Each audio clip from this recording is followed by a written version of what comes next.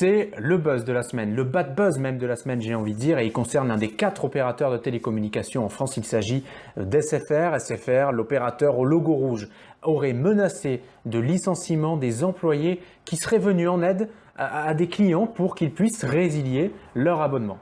Donc vous allez voir, c'est assez surréaliste et tout est parti en fait d'une scène qui s'est passée cet été dans l'une des boutiques à SFR, dans l'ouest de la France d'ailleurs. Une cliente qui vient dans cette boutique et qui a envie et souhaite, comme ça a pu déjà vous arriver, comme ça a pu m'arriver, résilier son abonnement. Donc elle demande les informations nécessaires à la vendeuse. La vendeuse, pensant bien faire, eh bien, lui imprime sa facture et lui montre au dos de celle-ci la mention légale où figure l'adresse où elle doit envoyer son courrier de résiliation. Sauf que, mauvaise surprise, cette vendeuse, eh bien, la semaine dernière, cette même employée a reçu une lettre d'entretien préalable au licenciement, une convocation à un entretien préalable au licenciement. Le tout assorti bien sûr d'une mise à pied immédiate, donc c'est très sérieux. Et toujours donc selon nos confrères des jours, cette vendeuse ne serait pas la seule et d'autres auraient reçu une note de convocation et des entretiens auraient même déjà eu lieu. Une dizaine d'employés ont été semaine. convoqués la semaine dernière à des entretiens préalables au licenciement. C'est ce que révèle le magazine Les Jours. SFR leur reproche d'avoir aidé les clients à résilier leur abonnement pour partir chez un concurrent, ce qui est interdit. Le groupe explique que les manquements ont été identifiés par des clients mystères qui se sont rendus en magasin pour tester les vendeurs. C'est aussi ce que vous avez fait pour RTL, Marie Mollet. Oui, si vous entrez dans une boutique SFR pour résilier votre abonnement, voilà ce qu'on va vous répondre. Je ne peux pas vous donner de numéro de service client. C'est interdit. Le service concerné vous contactera d'ici quelques jours. Les vendeurs ont interdiction formelle de vous donner l'adresse de résiliation ou même le numéro du service client, le 1023, sur lequel vous pouvez résilier. Les vendeurs qui le font s'exposent à des sanctions. Une dizaine d'entre eux ont été convoqués la semaine dernière à des entretiens préalables au licenciement. D'autres ont reçu des blâmes, comme Pierre. L'entreprise nous ordonne de cacher ces informations qui font partie du code du commerce. Chaque vendeur fait comme il le sent. Certains vont se planquer maintenant dans la réserve pour éviter ces problèmes. Tout client, et on doit le gaver, comme ils disent, jusqu'au bout. Comme tous les vendeurs sanctionnés, Pierre s'est fait piéger par un client mystère, un employé de SFR qui vient tester le discours du vendeur et même le pousser à la faute, selon François, délégué syndical UNSA. Il insiste, j'ai des lignes que je dois résilier, qu'est-ce que je fais Il me faut absolument un contact. Et jusqu'au moment où le vendeur lui dit il faut appeler 1023, derrière il y a la sanction. Selon le process SFR, le vendeur doit prendre le nom du client qui sera ensuite rappelé par le service rétention, chargé de retenir le client. Sauf qu'un client sur 3 n'est jamais rappelé, d'après les syndicats, un chiffre démenti par la direction. C'était Marie Mollet pour RTL. Et donc pour résilier, c'est bien au 10-23. Reprenons. Plusieurs vendeurs de boutiques SFR sont en procédure de licenciement pour avoir aidé des clients à résilier leur contrat, soit de téléphonie et ou de ligne fixe ADSL. Aider les clients, c'est par exemple leur fournir leur RIO, qui leur servira à la portabilité du numéro de leur ligne téléphonique. C'est aussi leur fournir le numéro d'appel du service clientèle qui s'en occupe, le 1023. Présenté comme ça, du point de vue du droit du travail, cela donne l'image d'une entreprise qui licencie ses salariés qui ne faisaient que leur travail d'aider les clients à rompre le contrat commercial qui les liait à SFR. Quoi de plus normal pour un employé du service commercial que de traiter une demande d'ordre commercial ? Quoi de plus anormal qu'une entreprise commerciale qui demanderait à ses équipes commerciales de ne pas fournir les renseignements demandés par les clients désirant rompre le contrat dont le but de les obliger à rester clients contre leur volonté. Alors commençons par le commencement, par le contrat de travail. Le contrat de travail est un contrat de soumission, de subordination d'une des deux parties, le salarié, à une autre partie, l'employeur. La subordination signifie l'obéissance aux ordres, règles, directives données par l'employeur.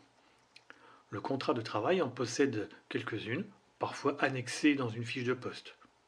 Le règlement intérieur, les circulaires, notes de service le sont également, tout comme les ordres oraux. En échange de ce lien de subordination, le salarié touche une rémunération. L'employeur a le droit de contrôler la quantité, la qualité et les modalités du travail effectué. Dans le cas présent, SFR reconnaît que des règles internes interdisent aux conseillers en boutique d'aiguiller les clients pour les résiliations, et indique que les conseillers doivent orienter les clients vers un service dédié en inscrivant la demande de résiliation du client dans un logiciel. Le client est ensuite, du moins en théorie, rappelé par le service commercial pour réceptionner la demande de résiliation. Nul ne doute que ce service commercial en profitera pour tenter d'empêcher le départ du client en présentant des offres avantageuses. Refuser d'appliquer ces consignes volontairement serait interférer dans les pratiques commerciales de l'entreprise, ce qui est rigoureusement interdit. Un certain nombre de conseillers en boutique n'ont, semble-t-il, pas respecté ces consignes.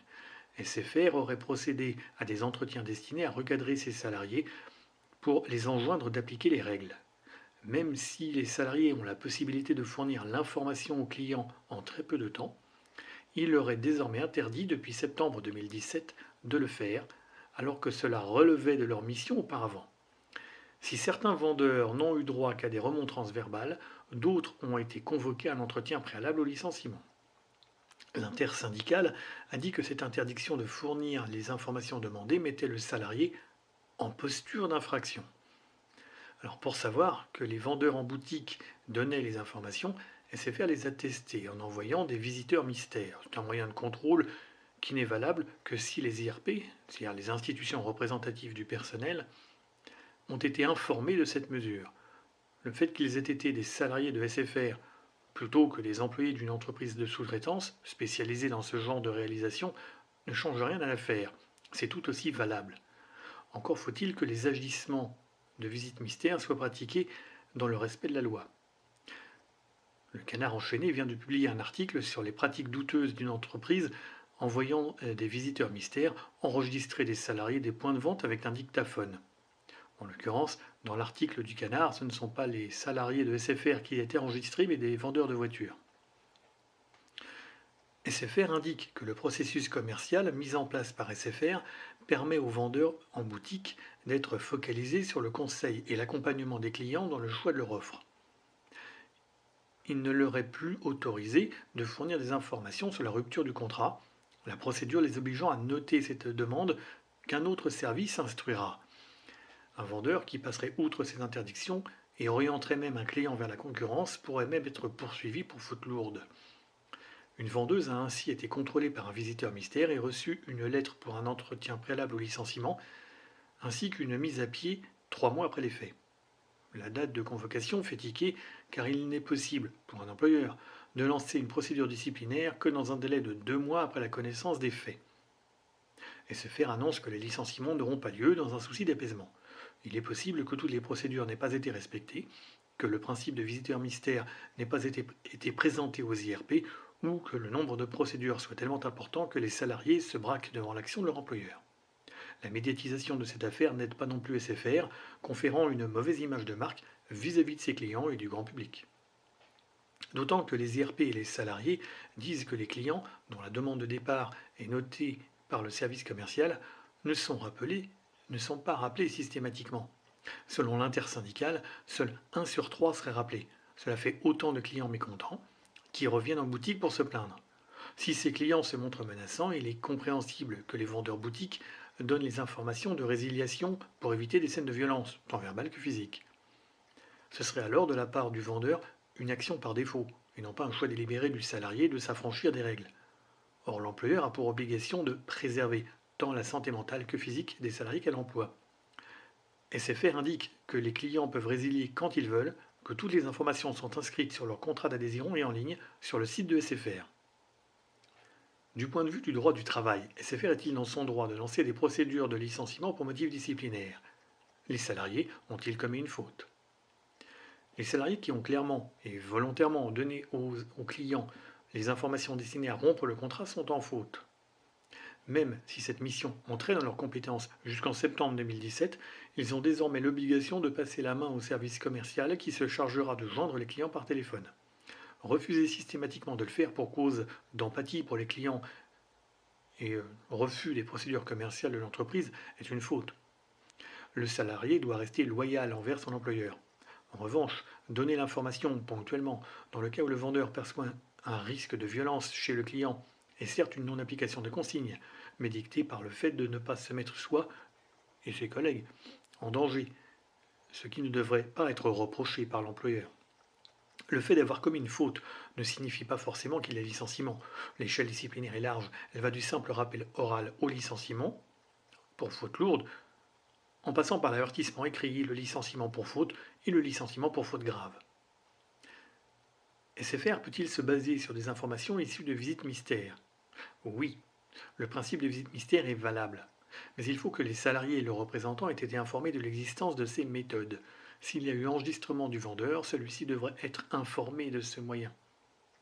SFR ne doit pas piéger ses vendeurs en faisant intervenir un visiteur mystère agressif, car le salarié pourrait réagir différemment en donnant les informations demandées.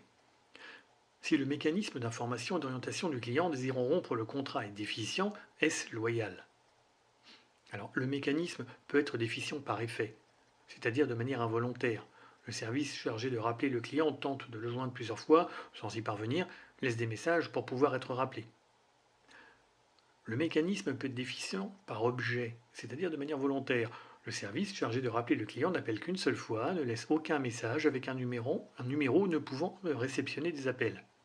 C'est un mécanisme qui peut être utilisé lorsque l'on ne veut pas laisser partir les clients. Ce n'est pas loyal et c'est difficile, tant pour les clients que pour les vendeurs boutiques, de prouver cette déloyauté. Si ce mécanisme est mis en œuvre, cela met les vendeurs boutiques en porte-à-faux vis-à-vis des clients, ces derniers pouvant réagir de manière violente. Mettre ses salariés en danger, compromettre leur santé physique ou mentale n'est pas loyal, ce serait une faute de l'employeur. Est-ce que les salariés sont en droit de réagir? Face à un client agressif ou violent, un vendeur peut fournir les informations, mais le faire de manière systématique n'est pas un bon choix.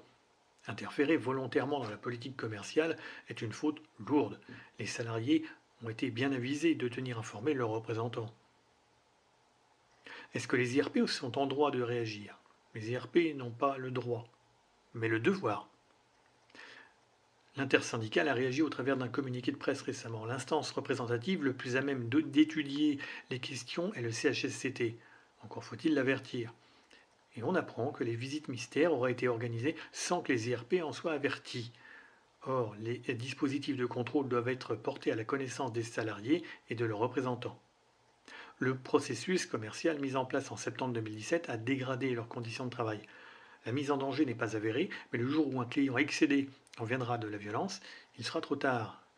Les IRP sont en mesure d'apporter une réponse collective bien plus efficace que les actions individuelles des vendeurs boutiques. La palette des actions de prévention et de modification des procédures commerciales est large. Cela va de la formation des vendeurs par l'employeur au respect des clients. En termes de revendication ou de réaction, les organisations syndicales peuvent appeler au droit de retrait ainsi qu'à la grève. Alerter les médias et les réseaux sociaux est aussi une très bonne chose. Les vendeurs se mettent-ils en infraction vis-à-vis de la loi en ne fournissant pas les informations demandées par les clients? Non, car la loi n'impose pas que ce soit aux vendeurs de le faire, mais à la structure commerciale dans son ensemble, c'est-à-dire SFR. Transmettre la demande de résiliation du client au service dédié est suffisant, du moins pour garantir aux salariés qu'il a respecté les consignes internes. En revanche, s'il est avéré que le service commercial n'appelle qu'un client sur 3, c'est une faute commerciale de SFR et non de ses salariés. La loyauté du contrat s'applique aussi et surtout aux fournisseurs de services. Si vous avez des questions sur l'analyse de cette affaire, utilisez les commentaires et si vous avez des questions en droit du travail, passez sur le forum du site lelicenciement.fr.